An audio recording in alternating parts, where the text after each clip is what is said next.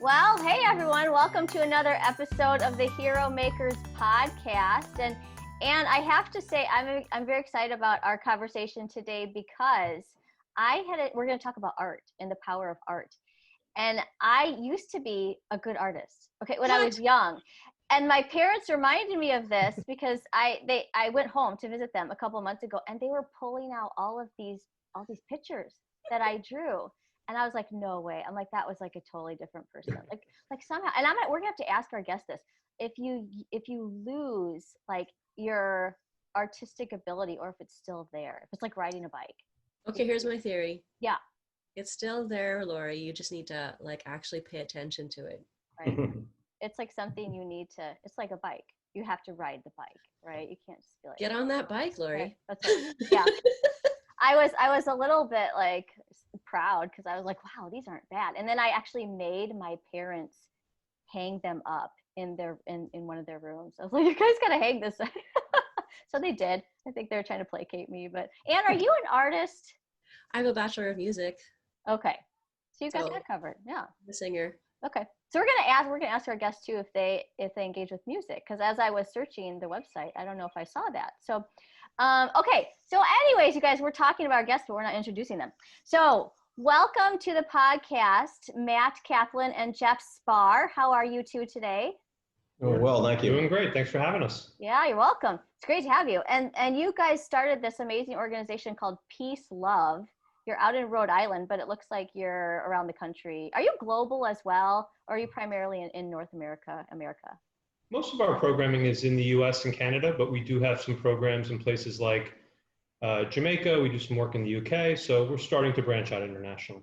Okay. I love that you said Jamaica first. Well, that's, we have to go somewhere in the winter when, That's right.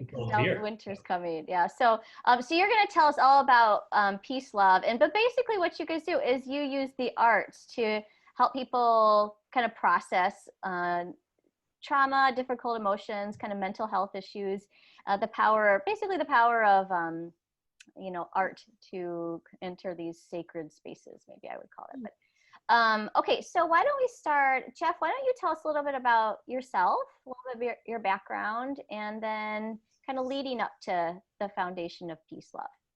Yeah, thank you. Thanks again for having us. Appreciate it. And, I'll give you a little bit of the backstory, and because I think it's important, and I think a little bit of my story, and I think it's only important in that I could be anybody, similar to the cause that, that we've dedicated our lives to. So real quickly, I grew up here in Rhode Island, went to prep school, was an athlete growing up, went to Ohio State University on a tennis scholarship. And, there I am in my junior year of college, living out my dream of playing, Division I sports. And unbeknownst to me, I was basically losing control of my mind. I didn't know what was happening. I was scared. I was alone, and even worse, I had no one to talk to. I couldn't talk to my teammates. They think I was crazy. I couldn't talk to my coach. Probably benched me. Couldn't talk to my parents. Didn't want to burden them any more than they were, and there were no mental health services available, even in a place like Ohio State in those days. I did what any good athlete would do. I sucked it up and got worse. And, came home after college, and at 23, basically, thought I was going crazy, and found the courage and found my way to a psychiatric hospital. I was diagnosed with OCD, obsessive compulsive disorder. And, basically for the last 30 some odd years, I've fought a debilitating illness that, impacts me, every day of my life. But, I tell you that because I really believe I'm one of the lucky ones. I got diagnosed, and with that, an opportunity to get better, and through medication, exposure therapy, a loving family support network, I've been able to have a wonderful life, 3 beautiful kids, beautiful wife, and a life that looks perfect on the outside. But meanwhile, trying to find my way through the forest and find the magic wand, or, that doesn't exist for these types of illnesses.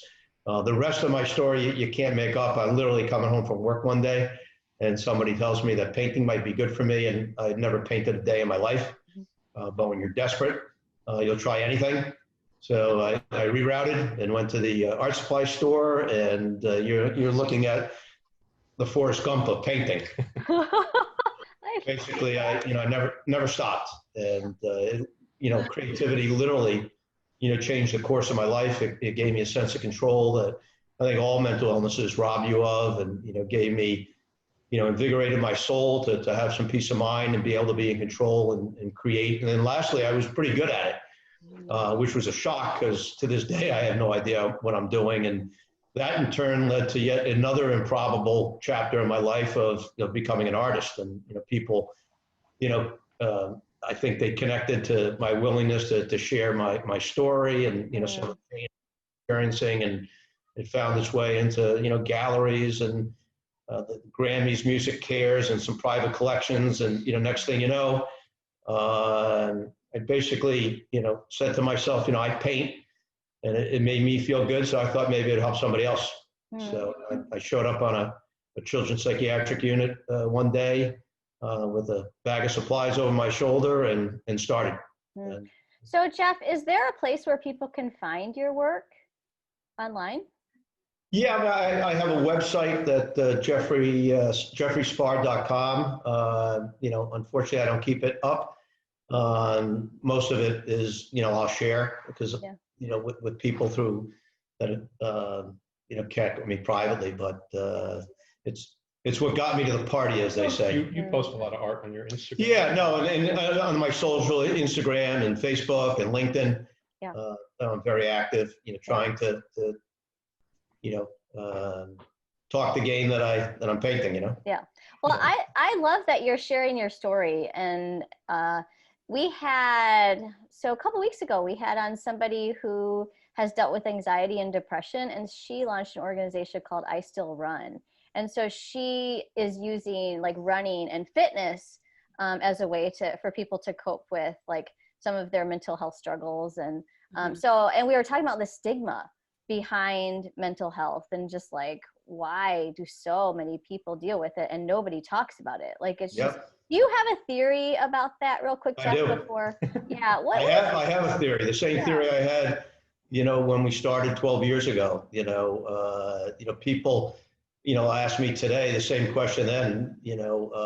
Why haven't we made the kind of progress that we need to on this subject as relates to stigma? And from my perspective, we're nowhere, right? And that's not to mitigate the wonderful work that we're doing and so many other great organizations, but anybody that thinks that, that it doesn't exist and it's not prevalent is kidding themselves. And my answer has always been, it's hard to take on something that is invisible, misunderstood, and difficult to talk about.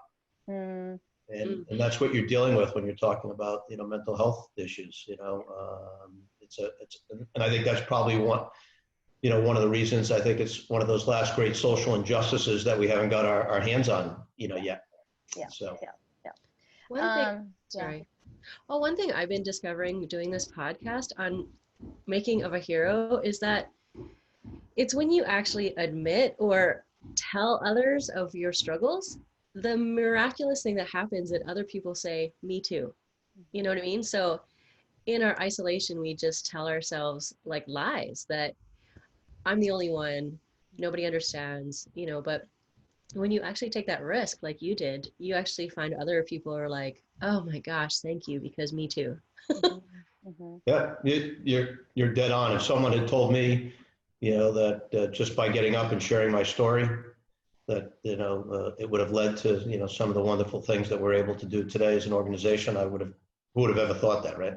But we all have that opportunity to make a difference. That's good. Okay, so Matt, what about you? What is your story to this point? So my story is, what's your deal? We're cousins. Yes. So, Jeff and I, we've been cousins our whole life. Imagine that. No.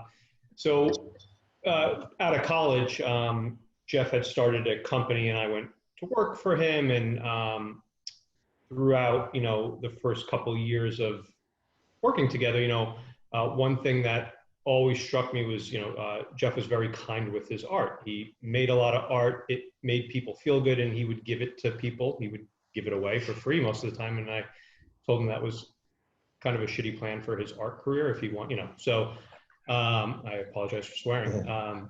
So he became my agent. I had an art show for him in 2009, and we sold $16,000 of artwork. And I said to him, what do you want to do with the money? And he shared with you before, he said, I paint, it makes me feel better. Maybe it'll help some other folks. So we literally took that $16,000 and we started going out into the community. And at the time we were running a single workshop, which we called Paint for Peace. So we would challenge, kids, teens, adults to think about what gave them peace of mind and put it on a canvas. Really, the transformative thing that would happen in all of those workshops would be Jeff would get up and he'd share his story. He'd talk about living with OCD. He'd talk about the things that he did to maintain his health. And mental health is part of our health, right? I mean, we all have it. We all have to take care of it. And I think that really resonated with, especially the kids who, in a lot of situations, it was pretty hopeless, right? Nobody was talking about it, to your point, a lot of stigma. So we did this for about 6 months. We blew through the money. And at the end of it, we had probably worked with upwards of 1,000 people. And everybody wanted more. Hey, can Jeff come back? Hey, can we do more workshops? Hey, how do I get involved? Can I volunteer? So fast forward 2009, we said, quit our jobs, and we went all in and we started an organization called PeaceLove. And, my personal background had nothing to do with arts or health. I went to school for sports management, but, I think for me, it was really empowering to watch my cousin changing people's lives. I mean, we'd do these workshops and there'd be a line of kids or adults, and people would share, their darkest challenges, their hopes, their dreams. And it was, for me, it was transformative. And, we kind of looked at each other and we said, let's build an organization around not fine arts or art therapy, because, in my humble opinion, illness and therapy is limiting, but creativity and wellness is for everybody. We all can benefit from it. So, Ann, go ahead. I'm sorry. Oh, no, totally don't want to interrupt you. Okay. So, for us, we started going to schools and hospitals, and we were in corporate boardrooms, and we were talking about kind of creativity and, the impact that it could have on someone's health. You asked about music. So we really took a shot at kind of expressive arts and sound, music, movement, visual arts, journaling, kind of some written word format. So we tried to incorporate a lot of different, a lot of different kind of activities and form modality.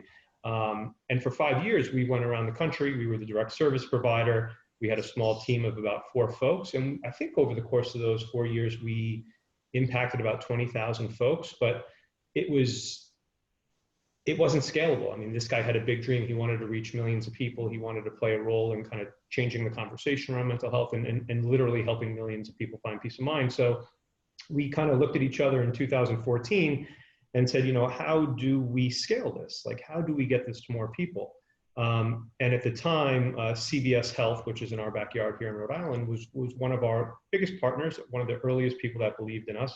And we approached them in the fall of 2014 with an idea for a program called Creators, where, any community that we went to, whether it was a school or a behavioral health hospital or, a juvenile detention center, I mean, anywhere we went, a residential care facility, the greatest asset was the frontline folks, right? The teachers, the social workers, the frontline healthcare workers, the child life specialists. And we kind of like had an aha moment, like, imagine if we could train, equip, and really just empower them to share these tools with their community. Like, what would that look like? So fortunately, CVS loved the idea. They funded a pilot. And, to date, we've trained over 150 of these creators across 26 states. We have some really powerful programming happening in Toronto, Ann, at Ontario Shores, which is a behavioral health sciences hospital up there. Wow. And it's a program that we had really, really big expectations to scale in 2020. And we got off to a really fast start in January and February. And, the pandemic hit. So we totally pivoted, which, happy to share that with you guys as well. But that's really how, over the last 5 years, I think, we really started to think about this category as,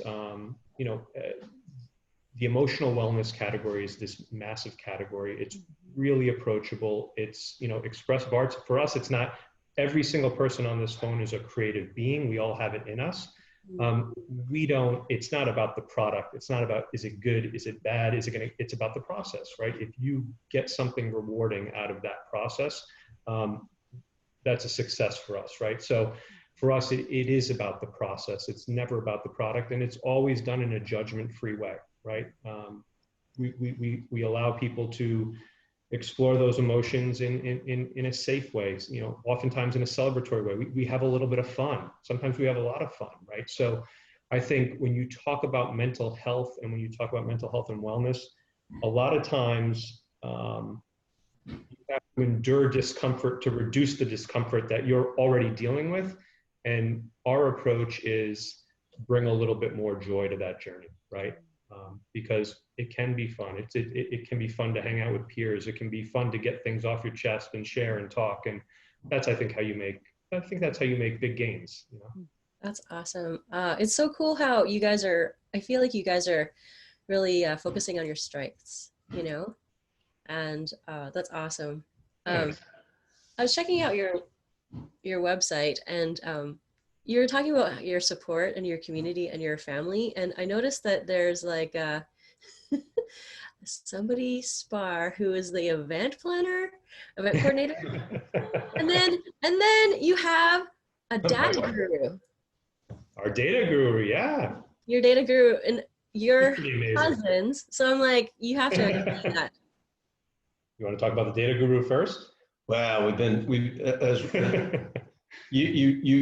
you don't do what we've done without having, strong, woman and a wife behind you. I can assure you of that, and this journey wouldn't have been possible, for me without the support of my wife, so, she's, helps us out on some of the event stuff, and my mother, to see my 84-year-old mother, have an opportunity to interface with young people in a way to see people's lives being changed I think that's transformational for me. So she does a little bit of data entry and keeps her young and, part of this dream. So I think at last count, she had input over 10,000 surveys into our database. So she does a little bit more than a little. But yeah, it's awesome to have. So she'll be excited that you asked that. As soon as I get that'll be the first phone call I make. So. But it's fun. I mean, you think of when we like look at like the scope of our program, it's like we work with 3-year-olds in PD partial programs, right? In intense, treatment units to 103-year-olds in residential care programs that are wrestling with Alzheimer's and dementia and everything in between. So, I think when you kind of see the amount of people that you can reach, and, there's not that many things that have that broad of an application, for lack of a better word, so it's pretty powerful to have young people on your team. It's pretty powerful to have, my aunt Jeff's mom, who's in her mid-80s and just as passionate as she's ever been, right? So there's a place for everybody. So. I think that now you said that, all kidding aside, I think that the interesting thing that you saw that, right, is that, I like to say that, mental health, mental illness, is I always say it's the family plan, right? Mm-hmm. It affects everybody in the family, not just the person that's struggling, with the challenges, but, it affects everybody in the family. And certainly, I'm super proud of as we're growing, we're one thing we will never lose is, kind of our authenticity and that vulnerability that comes with just anybody, and, having your family involved. And, my own story is very public, and, very proud to have my mom, my wife, and, I'm out the stump talking, my kids are very aware of the situation, and, I think we all feel you have to lead by example. You know, no talking out of both sides of the mouth in this organization. You know. So Jeff and Matt, years ago, I remember that I used to go to a card making shop with one of my friends, and it was like, I love the card making, but it was also like the time that I spent with her, and we had like some of our like just best, deepest discussions, just chatting as we were making cards. And so I wonder like what you guys have found like with art and kind of this healing process and community. Is this generally like, do people thrive? Is part of it just like the community interaction, or is it more independent, or a mix, or kind of, what's the role of other people in this as well? Jeff, we'll start with you. I'll give you, Matt knows what I'll say, and then I'll let him give you a much more educated answer to that. Because I've always been fascinated and, by it. And the polite way Matt tells me to describe it, it's the Trojan Horse. I usually say the bait and switch. We get people talking about mental health, they don't even know they're talking about it. And that's the secret. We create a playing field that it gives people the opportunity in a safe, celebratory way, in a fun way, to tackle the issues sometimes that in other ways they might not even be able to discuss. And just to add to that, Laurie, I think the group dynamic can be a really empowering dynamic, right? It can be, most of our work is done in group settings. I think our average kind of group size, if we had to look at all of our data, is probably 9 to 10 folks.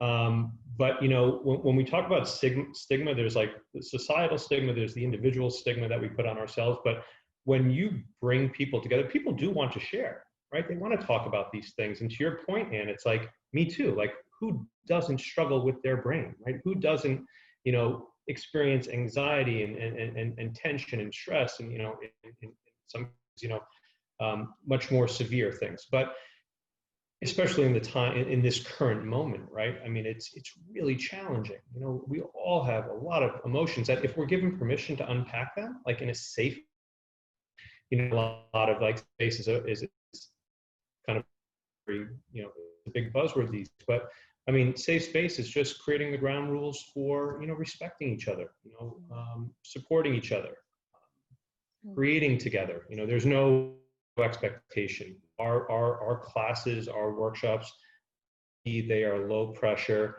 and that's by design. If you want to share, you can share as little or as much as you'd like.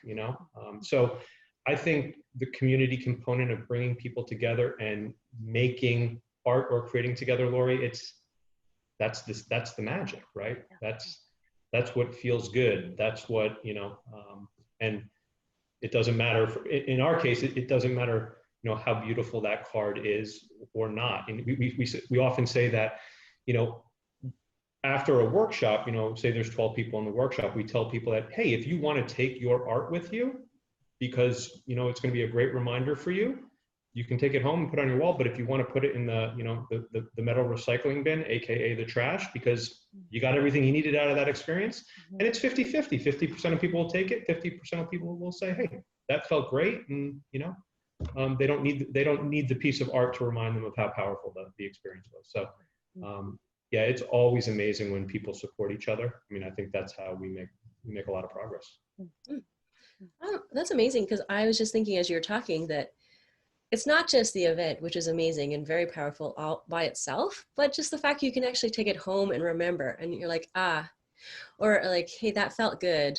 Maybe I'll start doing more art, and just trying to channel whatever this is and whatever I'm struggling with into something creative and beautiful, which that's great. I love it. Love it.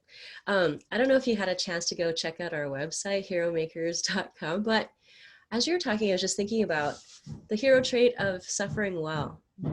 And it's just like a really short definition is the enduring difficulties and challenges with grit and with courage.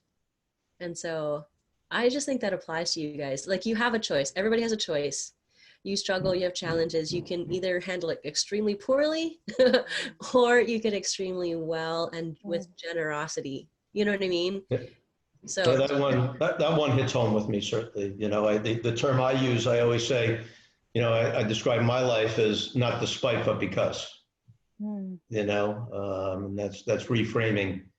You know, I wouldn't be sitting here the opportunity to talk to you folks today and do some of the wonderful things we did if I didn't get diagnosed with a mental illness. So that's, you know, things happen for a reason, and you know, we have to try to use it to our best advantage. And certainly one of the big stories that we try to tell people, you know, and especially in this time more so than ever, right? You know, the question I get asked most often, right, from people reaching out is, you know, what can I do? You know, what do I do? You know, and you know, I try to tell people all the time, focus on what you can control versus what you can't control. You know, I can't control, you know, the attacks I get, the anxiety, you know, but so I choose to focus on what I can. I can choose to go to my studio and create. I can choose to, you know, to journal. I can choose to work out. I can choose to you know, sing in the shower. You know, so you do the things that you can do, and I think creativity is that wonderful opportunity. You know, I'm not a doctor, I'm not a therapist, I'm not a social worker, just a regular guy. But you know, creativity, no one will argue that it can change people's lives. And I think for us from the outset, our goal has been, you know, creativity can change lives. If we can't get it to people, we can't help them. So we basically built an organization to try to figure out how you take creativity and you truly scale and bring it to the masses. And through an incredible chain of events, certainly over the last 8 months with the pandemic, here it comes, right? You know, 10 years of our lives and the opportunity. We can't move fast enough now because the work's never been more needed. So, you know, Jeff, this reminds me, one of my friends who was going through a hard time, she uses art to kind of process, you know, what she's going through. And she made this like brilliant painting of like this gulf, right? So it's like her on one side. You guys might have seen people create this where they want to be somewhere, but there's like this chasm in between. Yeah. And she created this, and then like somehow, I can't remember what it was, but it was like a bird that was coming to like carry her, right? And she showed me this picture, and I was like overwhelmed. Like I was like, this is so amazing and insightful and beautiful. And it came out of her suffering. And I think sometimes even people engaging in art for their own healing has this side benefit of encouraging other people. Like she had no idea that she was going to encourage me through her picture, and she did.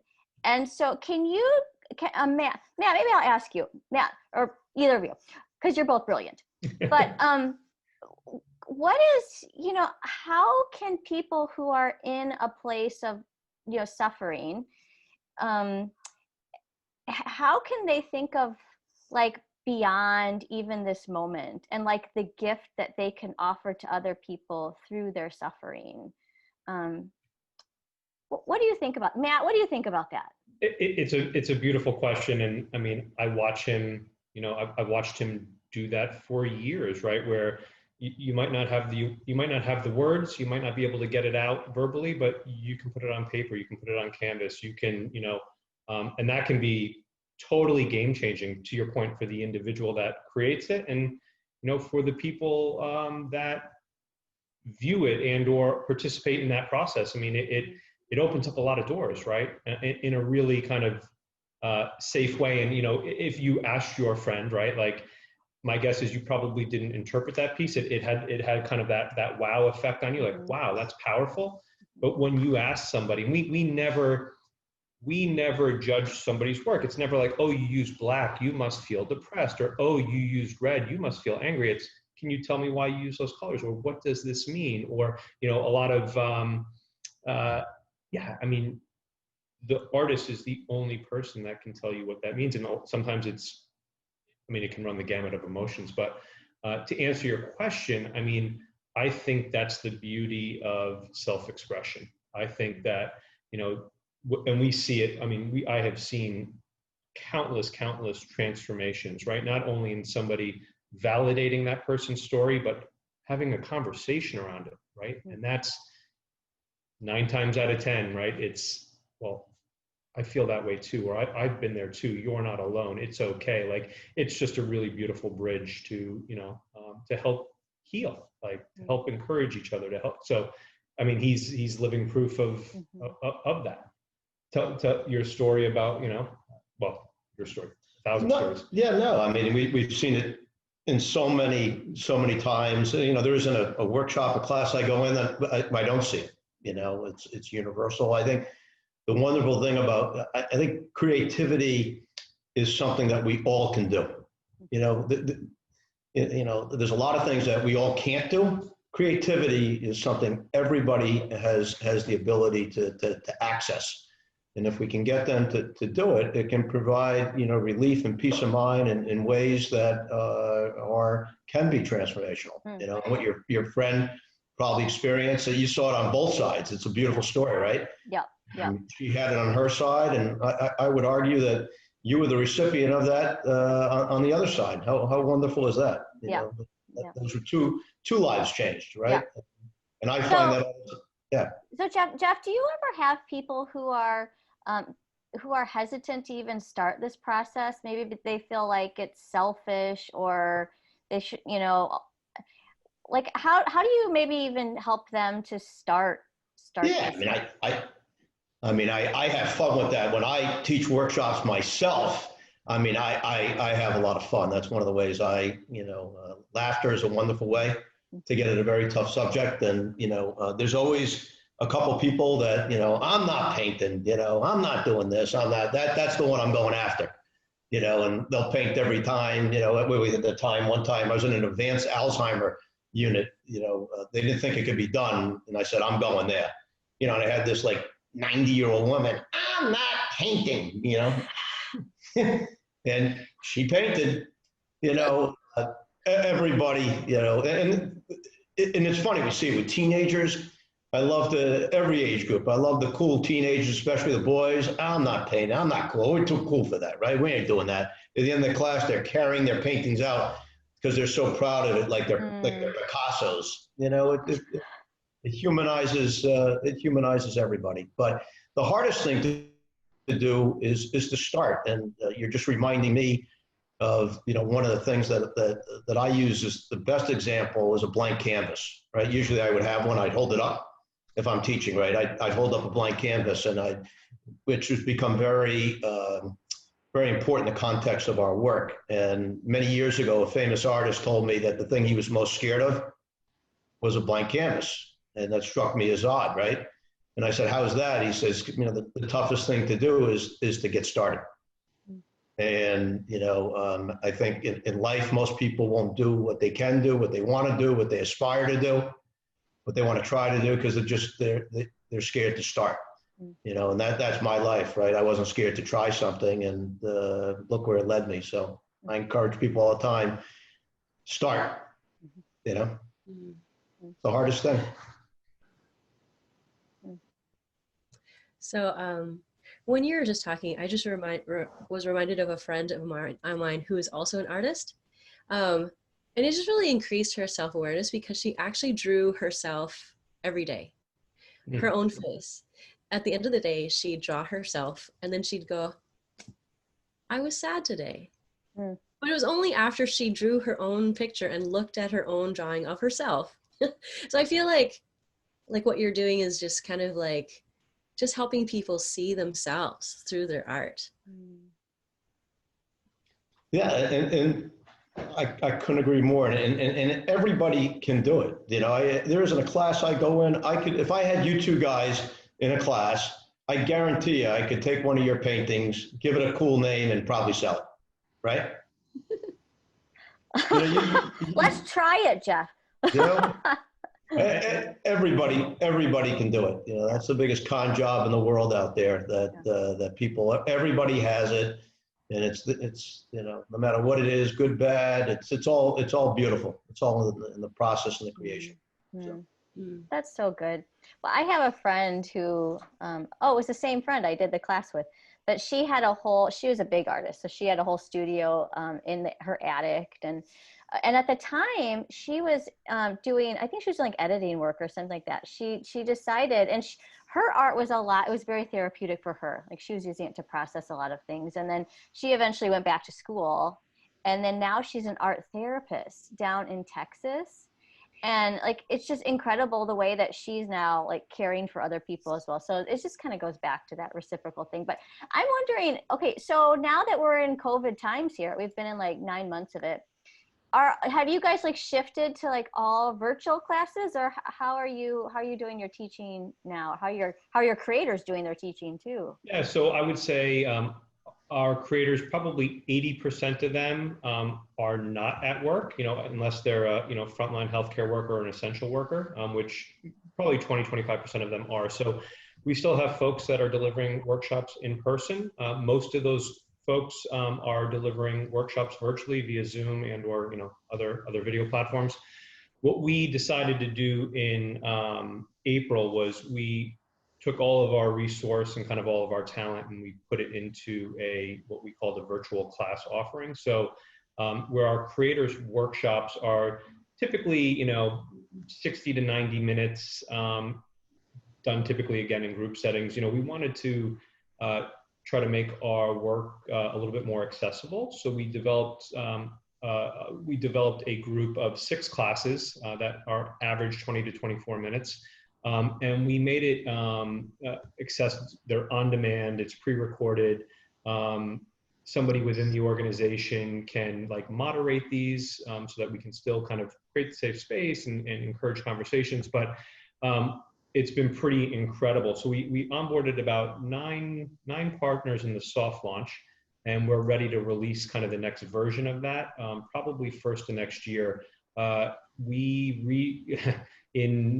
I guess over the course of, we launched it in mid-July, and from mid-July to the end of October, we reached about 12,000 folks. So we had about 1,200 class downloads.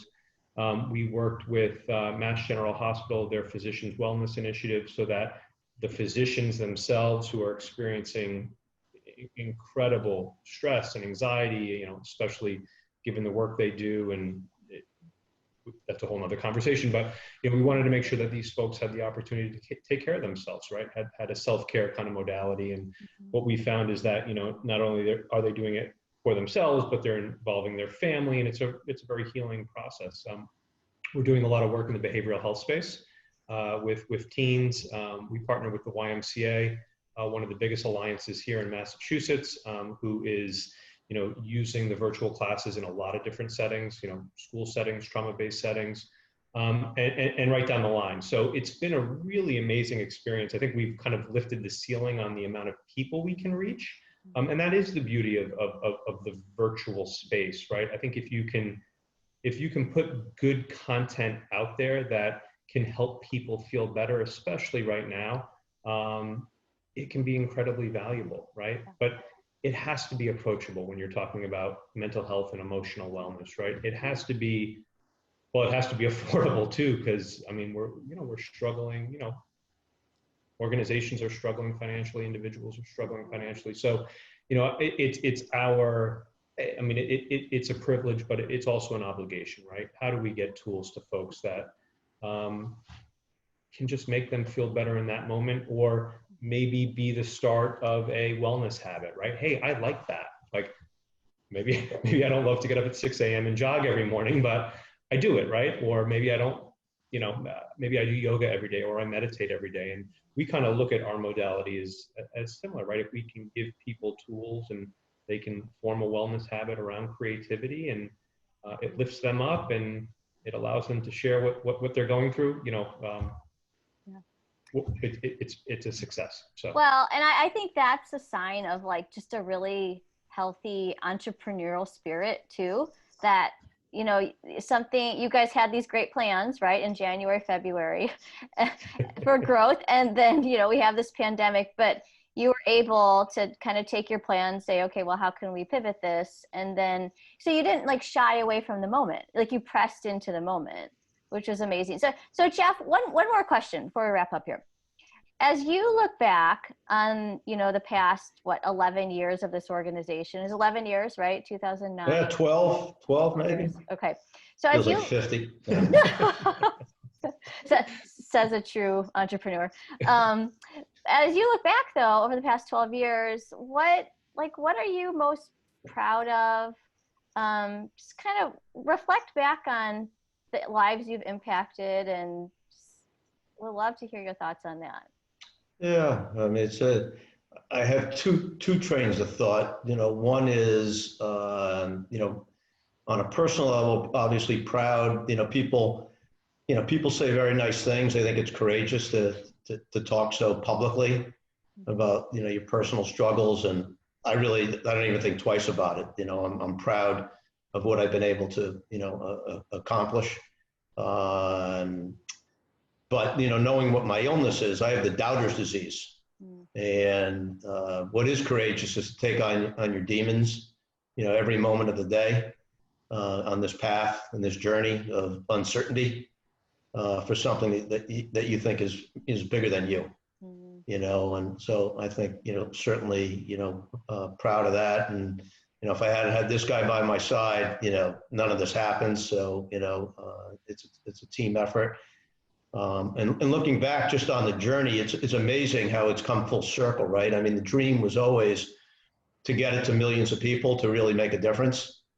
And, with the pandemic happening now, right, we're in a much better position, to be able to scale now. So it's brought us right back to where we started. But, if you look back on the journey, super proud. Every time, everybody would have gone left, we've gone right. Every time we should have gone right, we went left. And it takes a lot of guts sometimes. The more someone tells us that we can't do it, the more we want to do it. Yeah.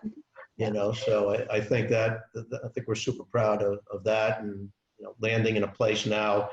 When we first started, we had nothing to lose. Just a dream, but now the stakes are really high. We got a chance to impact, tens of millions of people at a time where, the kind of work we do has never been more needed. So. Yeah. Well, I think you guys are both amazing. I think Ann would say that too. But I mean, we're like here on the podcast, we're very like pro people on the margins and people who are struggling, and like that, like really kudos to that, because there's so many people who, kind of like Jeff, like you say, it's, it's like this two sides of you where like you're proud, but at the same time you have the self-doubt that creeps in, and people who are, and especially now during COVID, right? Like a lot of people are struggling with loneliness and anxiety and all that stuff. So well done. And where can we find you guys on social media and on the web? So we are peacelove.org on the web. We are PeaceLove on Instagram. I think we are PeaceLove RI on Twitter, and I think we are PeaceLove on Facebook. Okay. So okay. I think so. You're just PeaceLove all over the place. So. Yeah. Have you or just pick the phone up and call me. Have you guys ever done a Instagram live, like a class on there? Because I would totally participate. Okay. Yeah, so we have, and we're doing more of them. We actually just partnered, I think, last month with Mental Health America. One of our creators, Tress Butler, who works in Franklin County Corrections. She herself is a deputy, works with LGBTQ plus populations in the jails there, as well as maximum security men. She took over MHA's Instagram handle and ran one of our workshops. So I know we're doing more of that. I'm happy post this chat to send you guys kind of upcoming opportunities, because we'd love for you to participate. Yeah, that'd be amazing.